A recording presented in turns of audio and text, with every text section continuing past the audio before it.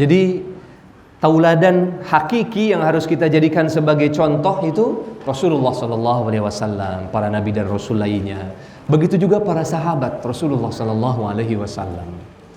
Jadi kalau kita terkadang mengalami kondisi kehidupan yang dirasa sempit gitu, banyak ujian dan cobaan, kembali kepada sirah nabawiyah, kembali kepada cerita-cerita sahabat. Makanya di weekend seperti ini, kalau di rumah kita buku-buku referensi-referensi tentang Rasulullah, para nabi dan para sahabat, para tabi'in, para ulama itu masih sedikit, ajak anak cucu kita ke toko-toko buku, cari buku-buku referensi yang bercerita tentang tauladan kita, Rasulullah, para nabi, para sahabat, para ulama, semuanya. Karena dengan itu kita semua menumbuhkan kecintaan mereka terhadap para nabi dan rasul, dan itu juga menumbuhkan semangat dan motivasi yang sempurna, yang hakiki. Karena seandainya mereka menauladankan satu tokoh misalnya, siapa?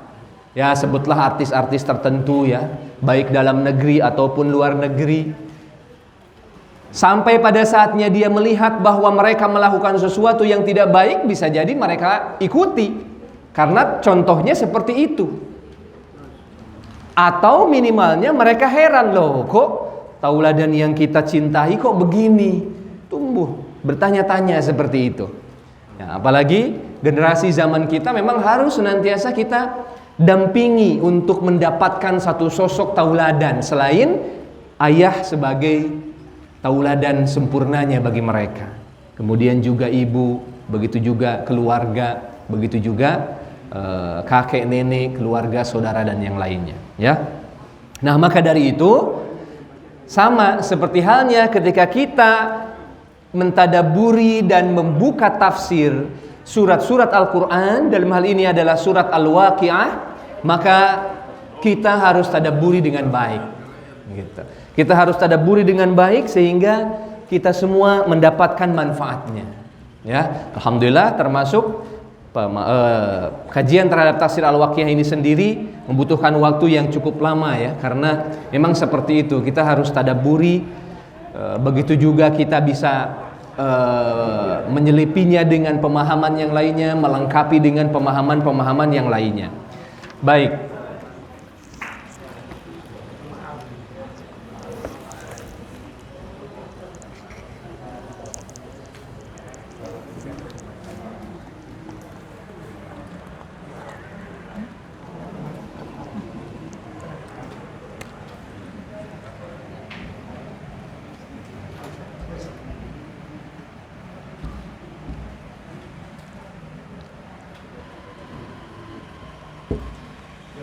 Baik, kita alhamdulillah sudah membahas tentang beberapa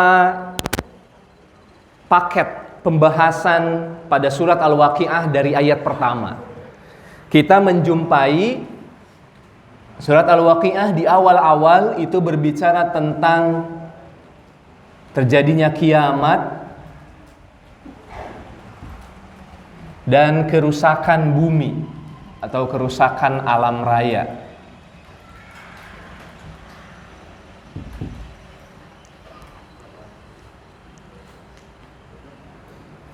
Ini terkandung dalam ayat 1 sampai ayat 6. Yang kedua, kita juga sudah membahas tentang Allah membagi masa depan kehidupan manusia.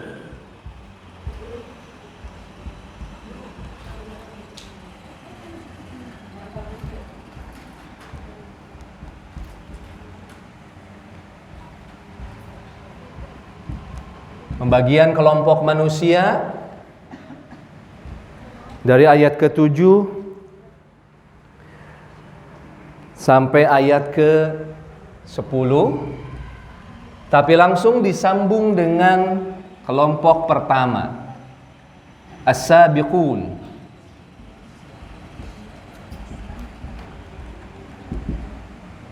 Ya, dari ayat ke-10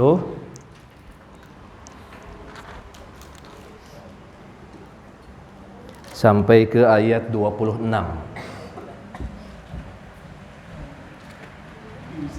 Lalu kemudian Ashabul Maimanah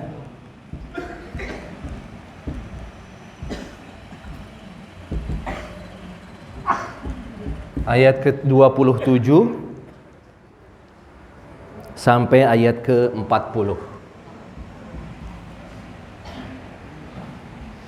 Kemudian selanjutnya Ashabul Mash'amah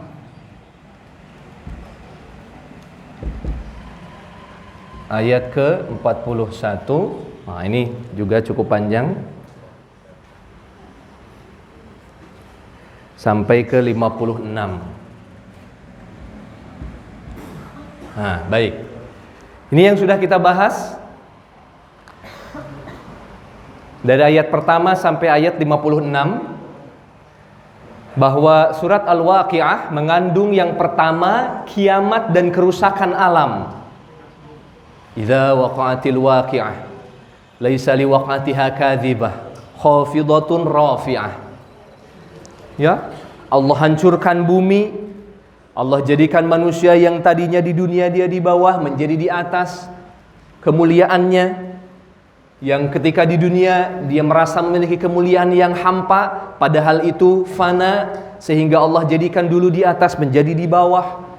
Wa idza rujjatil ardu rajja, terus Allah ceritakan tentang kerusakan, kehancuran alam raya dari ayat pertama sampai ayat ke-6. Ya. Jadi saya sering menyampaikan bahwa Al-Qur'an ini yang pertama kan bacaan, ya, bacaan.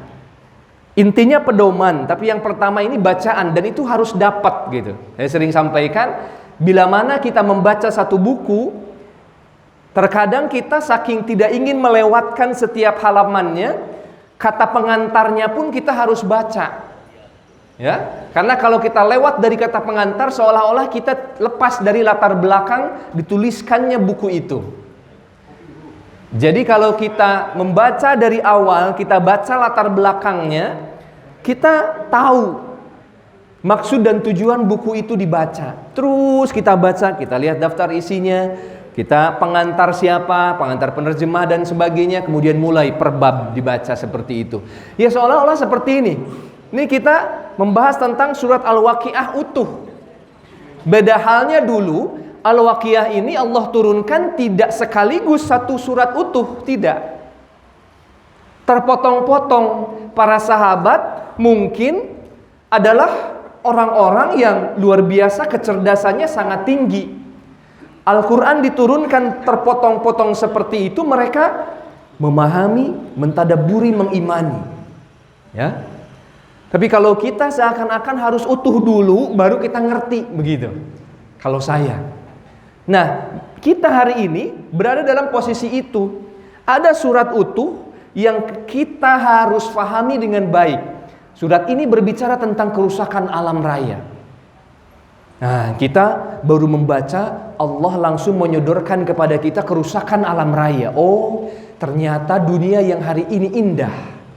Udaranya sejuk, ya, pagi hari dilengkapi dengan kabut dan sebagainya. Kita keluar, kita lihat matahari mulai muncul, mulai terbit. Kita sungguh sangat indah. Bahkan banyak orang mencari-cari dan menunggu-nunggu suasana itu sampai nggak tidur, naik ke gunung Bromo, ya. Sampai yang tidak biasa bangun jam 2 pagi, kayak mulanya dia harus bangun jam 1 dini hari untuk naik ke Gunung Bromo. Untuk apa? Sekedar melihat matahari terbit. Seolah-olah indah seperti itu, ya. Karena memang nyatanya seperti itu. Nah, Allah katakan semua yang kita lihat hari ini indah, langsung Allah buka surat ini dengan menegaskan bahwa itu semua akan hancur. Gitu. Termasuk apa yang sudah kita bangun. Ya. Fir'aun dengan semua kerajaannya saja, dengan semua kekuatannya hancur seketika. Hanya tinggal cerita. Siapa yang hari ini menjadikan Fir'aun sebagai tokoh tauladan tertentu, membangga-banggakan dan lain sebagainya? Tidak ada. Karena akhir cerita hidupnya sengsara. Maka semuanya akan hancur. Nah, langsung tuh. Sehingga kita begitu membaca surat Al-Waqiah, ini langsung terhentak hati kita nih langsung seharusnya. Ya Rabb, hancur semuanya. Lalu kemudian mungkin ketika kita merasa semua ini hancur, lalu kita mulai bertanya, kita bagaimana? Saya bagaimana? Istri saya bagaimana? Anak saya bagaimana? Orang tua saya bagaimana? Langsung Allah bahas tentang pembagian kelompok manusia. Berurut seperti itu. Ketika kita mulai khawatir, semuanya hancur, kita hancur, semuanya hancur, kita khawatir, kita bagaimana? Langsung Allah bahas pembagian kelompok manusia. Ada kelompok-kelompok ya. As-sabiqun, as-sabiqun. Allah bahas ayat 10 sampai 26. Detail Allah bahas seperti itu, yang seperti yang sudah kita bahas. Adalah kelompok pertama, kelompok mulia. Seolah-olah banyak orang yang bilang, wah Pak Ustadz, kalau kita mau mengimani Rasulullah dan para sahabat, gak mungkin, gak bakal kekejar. Banyak orang yang bilang begitu ya. Tapi Al-Quran dalam surat Al-Waqiah memberikan harapan kepada kita. Meskipun dalam pembahasan tentang as-sabiqun as-sabiqun, Allah menyatakan thullatum minal awwalin wa qalilun minal akhirin. Kebanyakan orang-orang yang masuk dalam kategori as-sabiqun adalah orang-orang terdahulu yang paling banyak. Tapi insya Allah akan ada orang-orang yang terakhir, meskipun itu sedikit. Jadi itu harapan untuk kita. Jadi sebetulnya tidak ada cerita bahwa kita mungkin benar ya tidak akan menyamai keimanan para nabi dan rasul, tidak akan menyamai kesolehan Abu Bakar As-Siddiq yang di subuh hari tadi dia sudah kumpulkan 4 kesolehan. Ya, dia sudah berpuasa, dia sudah mengantarkan jenazah, dia sudah menjenguk orang sakit, dia sudah bersedekah. Coba, ini baru sekarang. Mungkin kalau saya belum satu pun, tapi Abu Bakar sudah keempat-empatnya. Jadi begitulah gambaran nyata bagi para nabi dan rasul. Dan itulah Allah Subhanahu wa taala menjadikan rasul adalah berasal dari manusia biasa. Coba seandainya nabi dan rasul berasal dari golongan malaikat, kita bagaimana ngomongnya? Weh, pasti kita sompral ngomong ya. Loh, itu kan malaikat diciptain dari cahaya. Cahaya kan pasti bersinar, terang. Tidak mungkin ada cahaya yang gelap. Namanya juga berasal dari cahaya. Mungkin kita akan ngomong begitu. Kita tidak bisa ngomong begitu. Karena Nabi dan Rasul berasal dari jenis manusia seperti kita sendiri. Sehingga pantas dan cocok untuk kita jadikan tauladan. Jadi, pembahasan tentang as-sabiqun memberikan harapan kepada kita. Tidak putus asa wahai manusia, orang-orang yang akan tergolong kepada as-sabiqun, meskipun kebanyakan dari orang-orang terdahulu, maka ada juga orang-orang yang terakhir, tapi meskipun itu sedikit. Nah, berarti tugas kita yang seharusnya fastabiqul khairat wasari'u ila maghfiratin min rabbikum, dan bercepat-cepatlah kalian terhadap ampunan Allah Subhanahu wa taala. Ya, terus. Jadi tidak ada istilah stop bahkan berleha-leha, tapi wasari'u fastabiqul khairat, semuanya bermakna bersegera, bercepat-cepat. Itu indikasi membuat kita harus terus istiqamah. Lalu kemudian setelah itu Allah membahas tentang ashabul maimanah, golongan kanan. Ya. Yang golongan kanan itu kita sudah bahas bagaimana dengan detail kenikmatan-kenikmatan yang ada di dalamnya, dari mulai kenikmatan fisik yang berbicara apakah itu makanan, minuman, ataukah pendamping, ataukah segala sesuatunya, sampai kenikmatan yang non materi, gitu ya. Nah, kabar gembira juga di sini bahwa di sini Allah katakan thullatum minal awwalin wa thullatum minal akhirin. Masya Allah. Coba kalau kita berurut membaca dari awal, hati kita mulai berdebar-debar bahwa kita akan dihancurkan. Oh, ternyata manusia dibagi-bagi. Dari mulai dibahas tentang as-sabiqun, kita penuh harap. Mudah-mudahan saya termasuk as-sabiqun. Oh ternyata, kalaupun ternyata tantangannya itu sangat berat, ya mudah-mudahan di maimanah, di golongan kanan. Wah, ternyata ada golongan yang Allah benci, yaitu ashabul masy'amah. Wal'iyadzubillah, kita sudah bahas dalam pembahasan tentang ashabul masy'amah bahwa Allah menurunkan atau mentakdirkan bagi mereka siksaan yang sangat pedih. Tapi uniknya Allah pada ayat terakhir pembahasan tentang al-masy'amah pada ayat ke-56 Allah katakan hadza nuzuluhum yaumaddin. Apa artinya? Nuzul menurut para ulama, nuzul itu adalah muqaddimah. Nuzul itu adalah muqaddimah. Coba bayangkan. Jadi ketika Allah menjelaskan tentang ashabul masy'amah yang mengerikan itu, udaranya panas. Panasnya udara itu sampai menusuk kepada pori-pori. Coba. Itu Allah sampai mengistilahkan seperti itu gitu ya. Padahal mungkin cukup aja mengatakan panas, udara panas. Tapi untuk membuat kita berimajinasi, berpikir tentang kedahsyatan azab Allah, Allah giring kita untuk memahami bahwa udara panas itu sampai menusuk kepada pori-pori kita. Lalu kemudian debunya hitam pekat. Lalu kemudian makanan dan minumannya, wah sudah luar biasa. Dan Allah katakan ternyata itu adalah muqaddimahnya. Hadza nuzuluhum yaumaddin. Jadi kengerian yang kita baca dari ayat ke-41 sampai ayat ke-56 itu adalah kengerian yang sifatnya sebagai pendahuluan siksa untuk orang-orang yang tidak beriman kepada Allah Subhanahu wa taala. Ya. Jadi sampai sini kira-kira hadirin rahimakumullah, kita semua mudah-mudahan sudah terbentuk dalam pemahaman kita, dalam kesadaran kita, dalam motivasi kita bahwa kita, istri kita dan keluarga kita harus berada dalam kedua pilihan ini. Jangan sampai wal'iyadzubillah Allah sudah tegaskan kita semua untuk tidak sampai pada golongan ini. Nah berarti kita harus sudah menyusun planning tertentu seharusnya memang. Kita menyusun planning tertentu untuk diri kita, untuk keluarga kita, untuk komunitas kita bahkan, bersama tetangga kita bahkan. Karena sungguhnya kebaikan itu membutuhkan kekuatan yang datang dari kelompok atau lingkungan.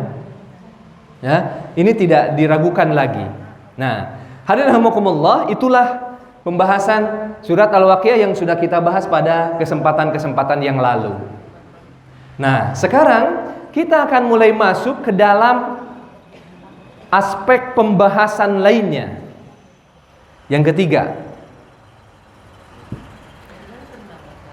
Jadi setelah Allah membagi kelompok dengan kenikmatan dan kengerian yang ada dalam ayat-ayat tersebut, Allah Subhanahu wa taala membawa kita, menggiring kita untuk berpikir secara logis.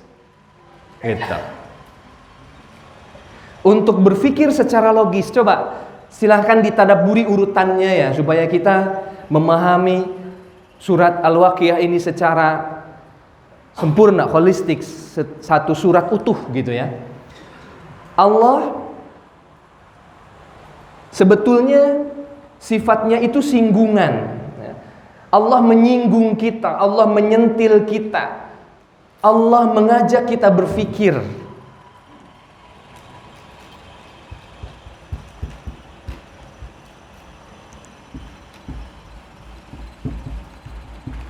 Ajakan berpikir sampai seharusnya sadar.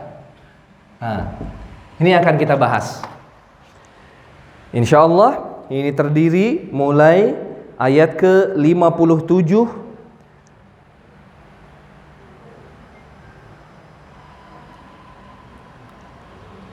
sampai ayat ke-74.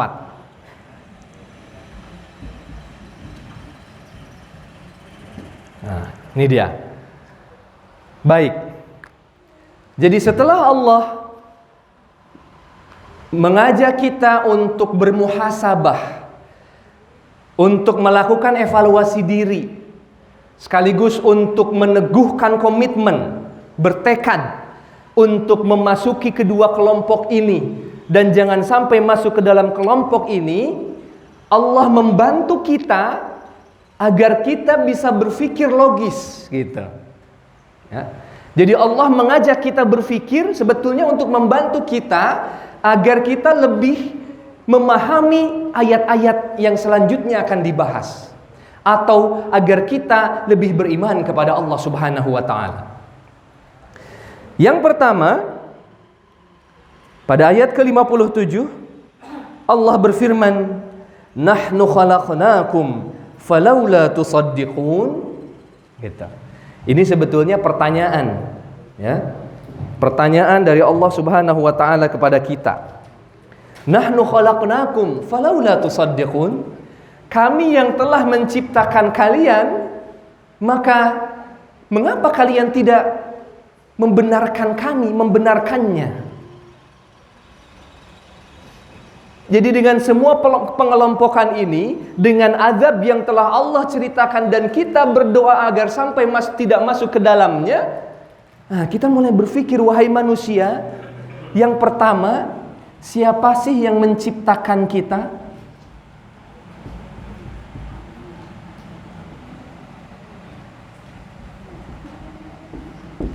Siapa yang menciptakan kita? Ini membantu kita untuk berpikir dan bertadabbur nih, kan? Jadi kalau seandainya hati saya agak keras gitu ya, karena kebanyakan bermaksiat, keras, mendengarkan ayat Al-Quran sedikit, berzikir sedikit, beristighfar apalagi, Allah membantu kita nih. Allah membantu kita. Kalau kamu ingin memahami ayat itu, nih yang pertama, coba berpikir, siapa sih yang menciptakan kamu? Bahkan di ayat ke-58, afara'aitum ma tumnun, apakah kalian telah melihat bagaimana ketika dipancarkan? Ketika dipancarkan ini, yang dimaksud adalah sel telur atau air mani yang berkumpul dengan air mani yang berkumpul dengan sel telur, ya. Maka di sini Allah membawa kita untuk berpikir tentang proses penciptaan manusia.